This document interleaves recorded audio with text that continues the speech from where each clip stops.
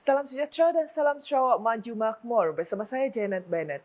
Fokus berita malam ini, Sarawak bakal menambah sub kepakaran dalam bidang psikiatri iaitu psikiatri pemulihan bagi membantu orang ramai yang memerlukan bantuan psikiatri. Premier Sarawak Datuk Parti Tan Sri Dr. Abang Abdul Rahman Zahari itu Datuk Abang Openg berkata, setakat ini sebanyak 6 sub kepakaran dalam bidang psikiatri telah ditubuhkan di negeri ini. Menurutnya, ia merupakan satu pencapaian yang membanggakan dalam bidang kesihatan mental di Sarawak dan berharap usaha tersebut memberi manfaat kepada orang ramai yang memerlukan. We are proudly announcing that in Sarawak, we had established 6 out of 7 subspecialties in psychiatry, namely child and adolescent psychiatry, psychogeriatric psychiatry, neuropsychiatric, consultant liaison psychiatry, community psychiatry, and forensic psychiatry. Addiction psychiatry will be here soon. Beliau berkata demikian ketika berucap merasmikan Persidangan Kesihatan Mental Sarawak SMHC 2023 ke-6 anjuran Hospital Sentosa dengan kerjasama Persatuan Pendidikan Perubatan berterusannya di salah sebuah hotel terkemuka di Kuching pada Sabtu. Dalam ucapan sama, Datuk Patinggi Tan Sri Abang Zahari juga memberi tumpuan kepada isu-isu kesihatan mental dalam kategori kanak-kanak dan remaja di samping penggunaan dadah yang dapat menyumbang kepada masalah kesihatan mental dalam kalangan dewasa di Malaysia. Melihat kepada masalah ini, beliau menekankan bahawa perkhidmatan psikiatri tidak boleh berdiri sendiri, sebaliknya memerlukan kerjasama pelbagai agensi kerajaan dan bukan kerajaan untuk menangani isu-isu sosial yang berkaitan dengan kesihatan mental. It is important that all parties come together as one to create more awareness on mental health issues and help-seeking behavior. Sementara itu, Datuk Patinggi Tan Sri Abang Zahari juga telah mengumumkan pemberian dana sebanyak RM100,000 kepada Hospital Sentosa untuk kegunaan aktiviti pemulihan. Persidangan selama 3 hari bermula 4 Ogos itu menghimpunkan pakar-pakar dalam bidang psikiatri yang berkongsi ilmu, pengalaman dan kepakaran mereka.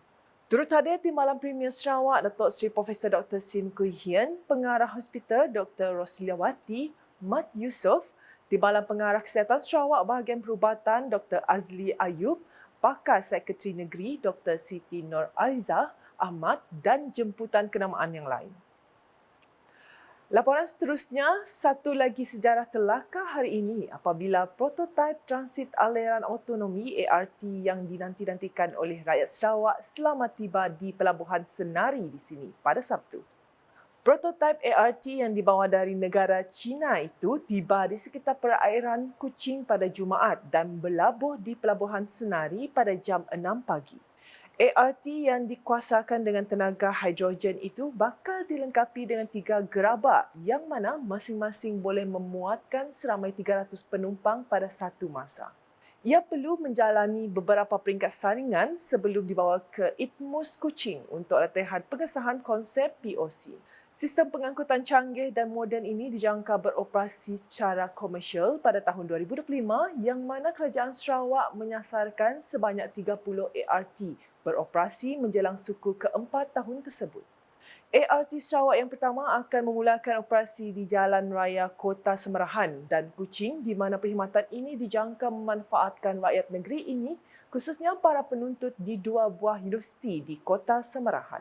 Premier Sarawak Datuk Patinggi Tan Sri Dr. Abang Abdul Rahman Zahari itu Datuk Abang Openg sebelum ini mengumumkan pelajar di Universiti Malaysia Sarawak UNIMAS dan Universiti Teknologi Mara UiTM di Kota Semerahan akan diberikan diskaun istimewa apabila menumpang ART tersebut. Ketibaan ART disaksikan oleh Timbalan Setiausaha Kerajaan Sarawak, Perancangan Ekonomi dan Pembangunan Datuk Dr. Muhammad Abdullah Zaidir dan Pengerusi Sarawak Metro Tan Sri Datuk Amar Abdul Aziz. Prototipe ART tersebut yang berukuran 30.2 meter panjang, 2.65 meter lebar dan 3.7 meter tinggi mampu mencapai kelajuan sehingga 70 km sejam. Sebelum ini, Menteri Pengangkutan Sarawak Datuk Seri Lee Kim Shin memaklumkan pelaksanaan projek Fasa 1 Sistem Pengangkutan Bandar Kuching KUTS telah mencapai 80.25% pada suku pertama 2023. Fasa pertama ART dijadual memulakan operasi secara berperingkat dari suku keempat 2025 hingga suku keempat 2027. Ia membabitkan 3 laluan projek iaitu laluan biru sepanjang 27.6 km menghubungkan Rembus di Kota Samarahan ke Pertukaran Hikmah di pusat Bandar Kuching. Laluan merah sepanjang 12.3 km dari Kuching Central ke Pending dan laluan hijau sejauh 30 km dari Pending ke Damai Pusat. Projek dianggarkan bernilai 6 bilion ringgit itu bertujuan mengurangkan kesesakan lalu lintas di kawasan Greater Kuching dan menyediakan perkhidmatan pengangkutan awam yang boleh dipercayai, cekap dan moden untuk rakyat. Selanjutnya, nilai integriti perlu dipupuk dalam kalangan anak-anak belia yang bakal menjadi pemimpin pada masa hadapan. Timbalan Menteri di Jabatan Premier Sarawak Integriti dan Ombudsman Datuk Mursyid Diranja Dr. Juanda Jaya berkata, adalah penting untuk mendidik anak-anak yang masih muda tentang nilai integriti agar mereka mengetahui nilai-nilai buruk yang perlu dijauhi. Pembentukan negara bangsa bukan suatu perkara yang mudah.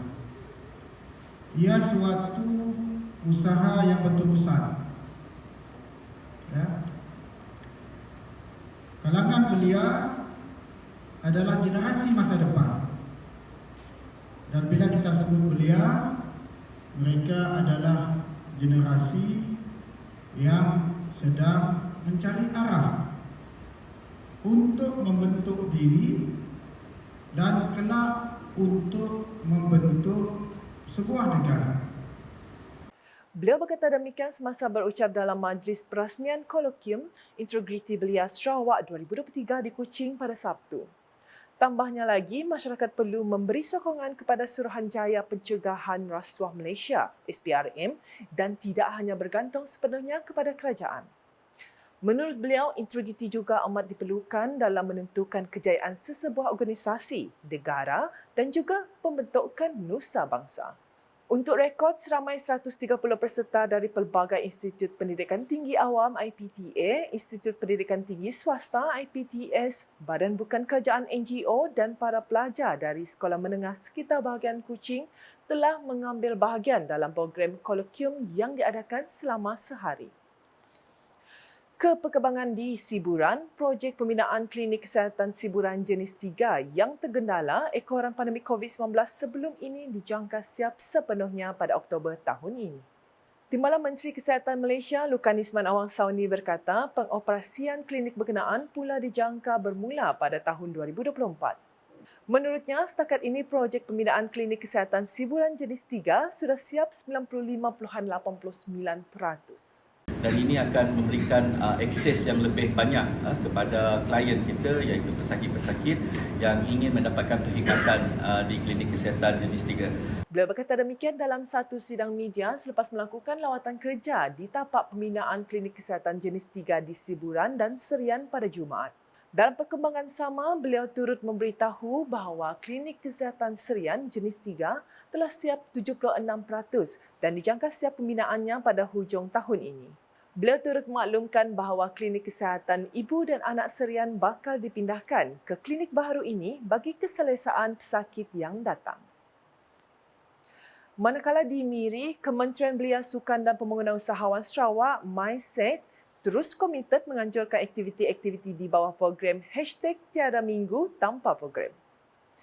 Timbalan Menteri Belia Sukan dan Pembangunan Usahawan Sarawak, Datuk Garrett Rentap Jabu berkata, untuk memastikan program ini berjalan dengan lancar, sokongan daripada semua pihak amatlah diperlukan.